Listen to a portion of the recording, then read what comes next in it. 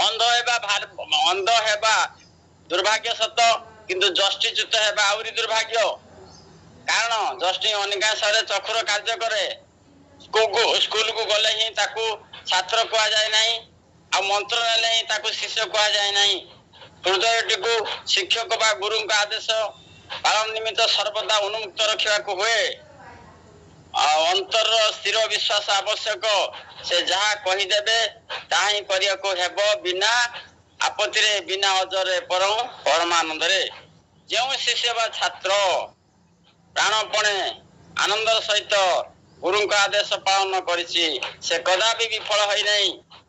शिष्यर कर्तव्य प्राणपणे गुरु का आदेश पालन करिवा कार्य गुरु को आदेश कार्य परिणत करिवा गुरु को लक्ष्य कर चलवा से देखिबो गुरु को आदेश रे शिष्यर आनंद होइछि मुख प्रफुल्ल होई उठिछि से बुझिबो जे तार हृदय रे शक्ति आसी। जय गुरु दादा। पृष्ठ संख्या 41।